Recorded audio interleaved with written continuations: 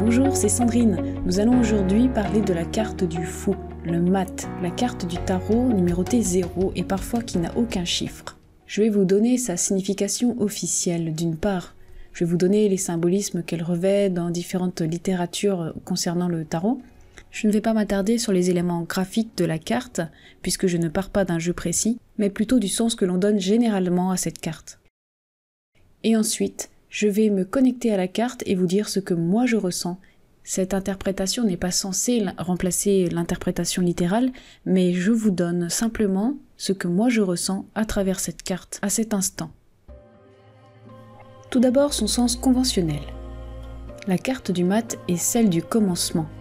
C'est là où on prend sa chance, que tout est possible, que des aventures vont venir dans votre vie.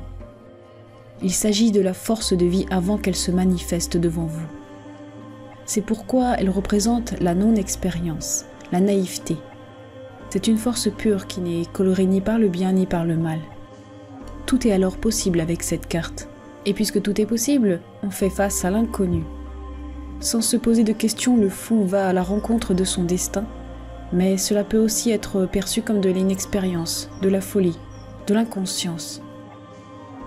L'action aura lieu, et cette action est soit un risque calculé, ou soit un choix irresponsable. Les opportunités sont une façon d'être novice, d'être jeune à nouveau, de repartir de zéro, où chaque perspective inédite est l'occasion d'apprendre de nouvelles choses. C'est aussi une invitation à se sentir excité et heureux de partir dans une direction inédite. Préparé ou non, vous devez partir et entreprendre des choses. Et c'est à partir de là que tout va être possible pour vous, qu'une nouvelle expérience d'apprendre plein de choses va venir à vous. Le mat est donc les possibles, tous les possibles qui sont encore à l'état de choix à faire. C'est le potentiel d'une personne qui s'apprête à rencontrer le monde et s'exprimer dans la matière et dans les choix qu'il va faire. Maintenant, je vais me connecter à la carte avec mon intuition. Et vous allez le voir, ça va être différent. Vous pouvez tout aussi bien faire cet exercice et avoir évidemment des choses bien différentes que vous recevrez. J'explique dans ma formation comment vous pouvez faire pour vous brancher à la carte de façon intuitive. Quand je me connecte à cette carte, quand je me sens lié à elle, je sens comme une trappe qui s'ouvre au-dessus de ma tête et un escalier en colimaçon qui monte, mais cet escalier devient de plus en plus petit à mesure qu'il monte. Je sens une séparation entre le monde spirituel et le monde réel. C'est comme si j'avais moi envie de retourner dans le monde spirituel où tout est possible et tout est éthéré, et qu'en fait le monde spirituel me disait « Non, c'est là ta place, reste là », et il me pousse vers le bas, alors que moi je veux remonter vers le haut. Et pour que le monde de la matière m'intéresse, je sens comme des petits esprits voler autour de moi. C'est comme des petites balles qui tournent autour de ma tête. Et en fait, elles me disent « C'est là que ça se passe. C'est là que ça se passe tout le temps. » C'est comme si ces petits esprits avaient envie de m'alourdir en me mettant des vêtements adaptés à la situation. Mais en fait, j'en ai pas envie. Je me déleste de ces armures qu'on a envie de me prêter par gentillesse. J'ai envie d'avancer dans la vie avec mon propre corps et mes ressentis. J'ai envie de tout goûter par moi-même. Et c'est le sens de la peau, du toucher qui m'attire en premier. J'ai envie d'être comme un serpent en fait. Car le serpent, quand il rampe, il sent les choses avec son corps, avec sa peau. Et c'est bizarrement avec le toucher que j'ai envie de me déplacer. En sentant les choses, en touchant leur texture que je veux savoir dans quelle direction aller. Étrangement, j'ai envie de reculer. Mais je pourrais reculer à l'infini, je sais qu'il n'y aura jamais rien à venir buter contre moi. Je sais que c'est aussi libre devant que derrière, que le chemin est ouvert dans toutes les directions. Mais je ne veux pas encore aller de l'avant. Je veux rester là et même voir la situation de façon encore plus générale en reculant. Essayer de voir le tableau de façon plus petite encore. Comme si je pouvais le mettre dans ma poche, comme si je voulais faire que la situation tout entière autour de moi puisse être compréhensible en une petite chose, en un seul objet en fait. comme si toutes les possibilités pouvaient se résumer en un morceau de matière. Bien que le chemin de devant et celui de derrière semblent être le même, il y a une différence entre les chemins qui m'apparaissent à droite et à gauche. En fait, ceux-là ont l'air différents. Que j'aille vers la droite ou que j'aille vers la gauche, et les possibilités, les réalisations seront dramatiquement différentes. L'une de ces deux directions semble m'appeler plus fortement, mais l'autre semble être plus proche de moi. En fait, ce que je veux dire, c'est que le chemin de gauche me semble m'emmener beaucoup plus loin, mais le chemin de droite semble plus proche de moi. Il va moins loin, mais il reste plus autour de moi. Et les deux sont des chemins. Ils développeront en moi des capacités différentes, mais tout aussi valables l'une que l'autre. Je reste connectée à la carte du mat, je sens cette connexion comme si elle existait, et je demande que puis-je recevoir d'autre sur la carte du mat. Je veux entendre avec des mots cette fois-ci.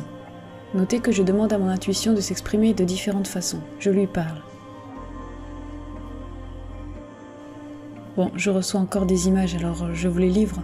Je suis principalement clairvoyante, mais je peux aussi être clairaudiente. Bref, l'escalier que je voyais au début, je le vois se transformer en une architecture. Il s'agit de quelque chose que j'ai bâti, que je peux bâtir. Et les murs sont très hauts. Ça fait comme deux grands arceaux, une immense voûte d'ogive que je peux construire, que je peux bâtir dans le réel. Mais il y a des endroits où c'est moins haut. Plus j'avance dans cette architecture et plus le plafond est parfois bas et parfois haut. Ces éléments représentent aussi un chemin. On peut trouver des chemins partout, même sur les murs. Cette fois, j'entends qu'il faut se laisser guider. On me demande de ne pas contrôler, même si étrangement, c'est moi qui bâtis les choses. Je vois l'Auvergne. Alors moi, j'habite en Bretagne, mais je vois l'Auvergne, donc cette carte m'invite à aller là-bas. Je n'y suis jamais allée, mais ça me ferait sans doute du bien, effectivement. Je vois un pissenlit. Je sens mes pieds dans de l'eau dans une rivière. Je sens que ces derniers messages-là sont plutôt adressés à moi de façon personnelle.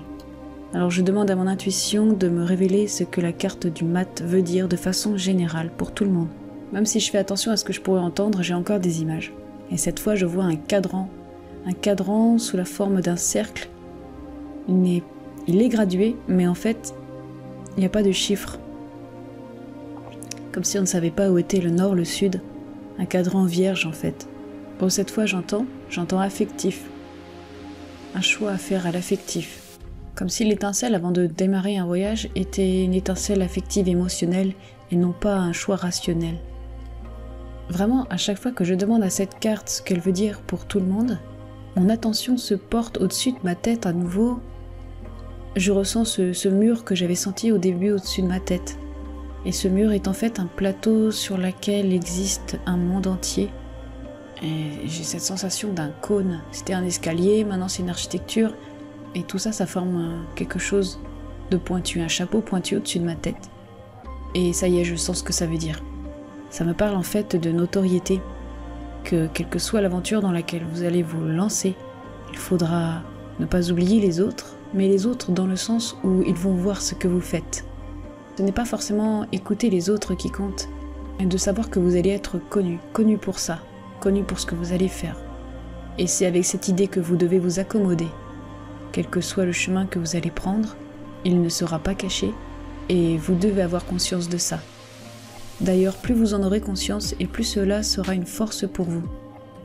Car si vous avancez en effaçant tout de vous, en essayant de garder secret ce que vous avez fait, alors tout sera à refaire. Vous avancez mais vous effacez derrière vous. Vous resterez le full, le mat. Savoir que l'on avance et que l'on s'inscrit dans la durabilité permet de donner du poids à chaque pas que vous faites. Dans cette idée, je vois le fou clignoter en fait. Ma présence apparaît, disparaît et réapparaît. C'est comme si j'hésitais à prendre un chemin. Plus on hésite, et plus on va hésiter. Il ne faut pas se raccrocher trop à la spiritualité quand on est dans la position du mat. Il faut prendre et suivre ce qui vous vient émotionnellement. Et dès le premier pas, prêtez attention au fait que chaque pas que vous faites imprime la reconnaissance de vous-même dans le monde. Vraiment gardez ceci à l'esprit. Et maintenant, abonnez-vous à ma chaîne, commentez, likez si ça vous parle. À bientôt!